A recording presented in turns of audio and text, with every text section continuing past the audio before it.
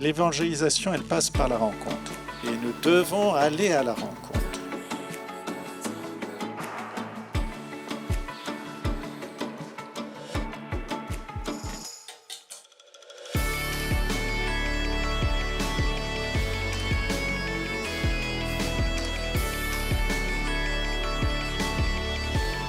Quand on vit des rassemblements comme cela, il y a une joie qui nous est donnée qui vient de plus haut que nous.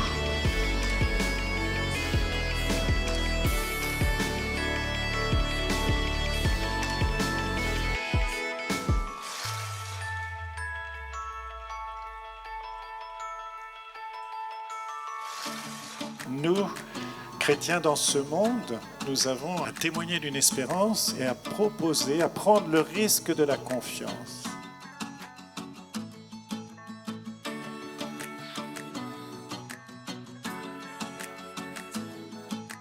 Nous prions, viens Esprit Saint, Père des pauvres. Si nous acceptons d'être pauvres, l'Esprit Saint peut s'engouffrer dans nos vies et nous faire témoigner de cette confiance en Dieu. Et la pauvreté, justement, est le socle de la vertu d'espérance.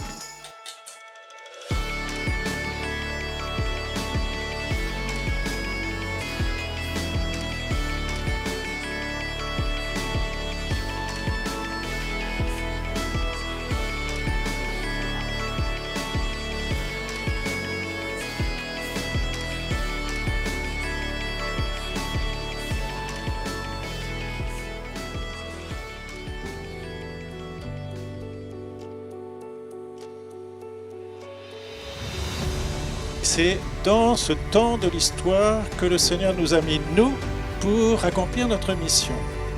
Il y a énormément de gens qui nous attendent. C'est à nous, chrétiens, de poser les fondations de cette nouvelle époque.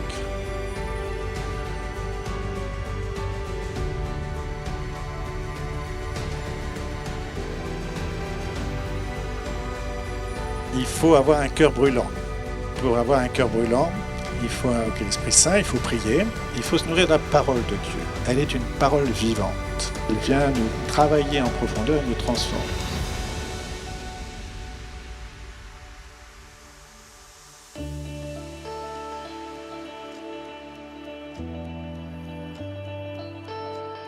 Quel est le socle de notre vie? C'est Jésus-Christ. Il est le rocher inébranlable. Si nous sommes construits sur le Christ, nous n'avons pas d'inquiétude à avoir.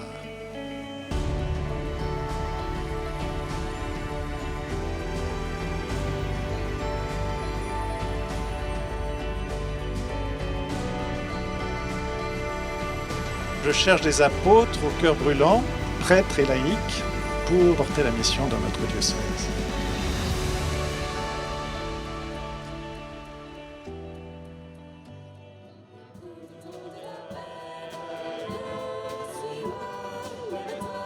Je suis venu pour partager avec l'ensemble du diocèse la construction de l'église de demain. Je trouve ça très beau de dire qu'on se met à l'écoute de l'Esprit Saint et puis que c'est lui qui va nous diriger et diriger notre église et la moisson.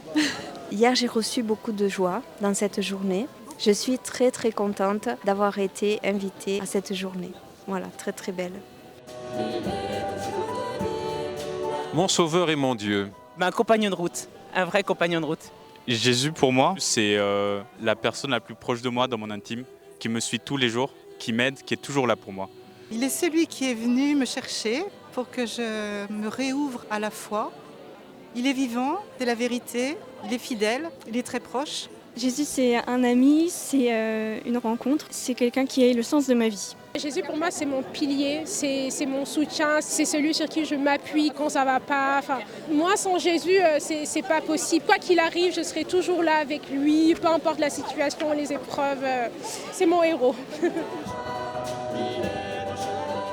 J'ai été très touchée par le forum ouvert, c'était une expérience intéressante. C'est le moment d'échange où on a vraiment pu avancer, marcher ensemble comme sur disciples d'Emmaüs et ressentir vraiment la présence du Christ avec nous, à côté de nous, dans nos échanges. Voilà, ça c'est vraiment un moment fort. J'ai été très touchée hier par le forum, par toute la vitalité qui est sortie, la diversité des idées. Alors cette journée d'hier, elle a été formidable pour nous qui venons du rural. Faire église avec toute cette jeunesse et toute cette diversité a été un moment de grand bonheur. Et la qualité des échanges avec les jeunes m'a beaucoup impressionné et certains jeunes aussi m'ont beaucoup impressionné par leur engagement chrétien, personnel et leur désir d'évangéliser. Voilà, il y a des jeunes qui vraiment cherchent à suivre le Christ, à se convertir et cela pour moi c'est plein d'espérance.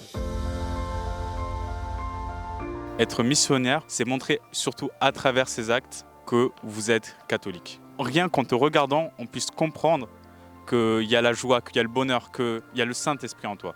Pour moi, c'est ça, évangéliser. Être missionnaire, c'est d'abord savoir dire « celui qui me fait vivre ».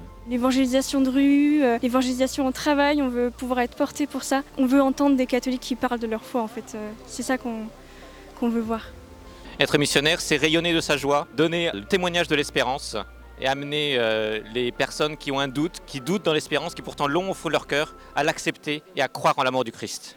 Pour moi, être missionnaire, c'est justement témoigner de cette bonne nouvelle qu'on a eu la chance de recevoir, partager notre joie de vivre avec le Seigneur. C'est aussi partager sa foi, faire découvrir aux autres nos témoignages personnels qui peuvent aussi toucher d'autres gens pour qu'ils puissent connaître l'amour de Dieu.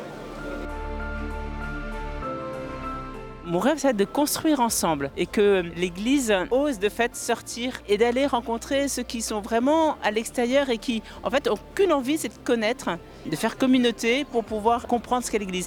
D'un renouveau, d'un éveil, d'une Église dynamique, qui a de la ferveur. Une Église fidèle, une Église qui aime son Seigneur, qui se découvre rencontrée par le Seigneur. J'aimerais que ça devienne une Église missionnaire, au service des plus pauvres, accueillante, aux personnes qui se sentent moins proches de Dieu.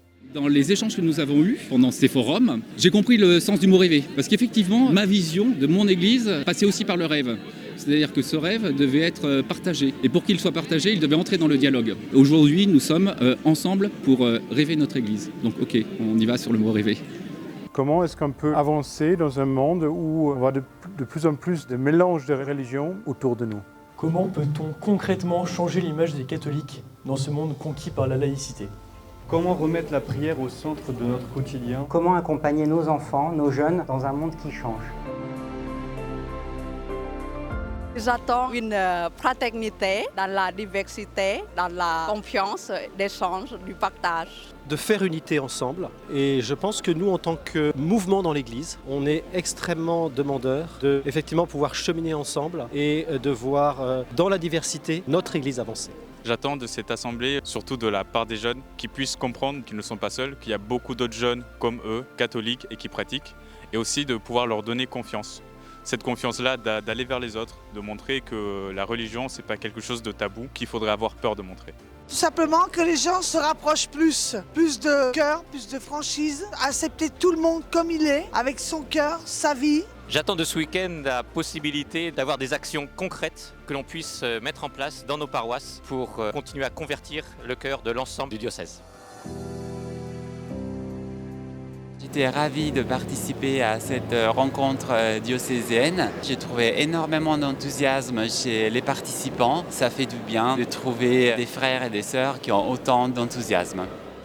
Eh bien, avec beaucoup de joie dans le cœur, j'étais tout de suite impressionné dès hier matin par le climat, l'engagement des participants et la bonne humeur. Et tout de suite, un climat d'écoute, de dialogue, de rencontre.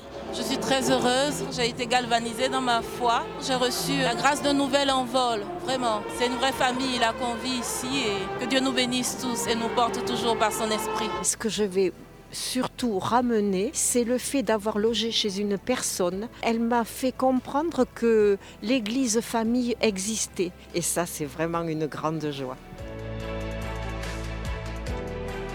Alors, il y a tout ce que le Seigneur va faire lui-même. Déjà, ce qu'il a fait à travers notre rassemblement ici. Parce que je crois que le thème « L'Église, famille de Dieu en mission dans le monde », nous l'avons vécu au moins la première partie. L'Église, famille de Dieu, nous l'avons vécu durant ces 2 jours, profondément. Et donc en mission dans le monde, en même temps ceux qui sont repartis, là, je sens qu'ils sont motivés, qu'ils ont envie de partager ce qu'ils ont vécu avec leur communauté.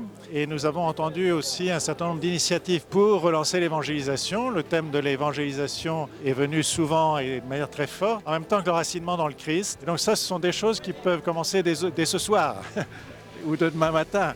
Après, donc, nous, il faudra travailler toutes les remontées, tout ce qui a été partagé pour qu'on puisse décider d'orientation. Alors, on a beaucoup parlé de l'Église en chemin. C'est un chemin. On va prendre des options, on va faire des choix et faire des pas en avant. Et donc, tout cela, ça demande encore un peu de discernement et d'écoute de tout ce qui a été partagé. Rendons grâce à Dieu. Alléluia.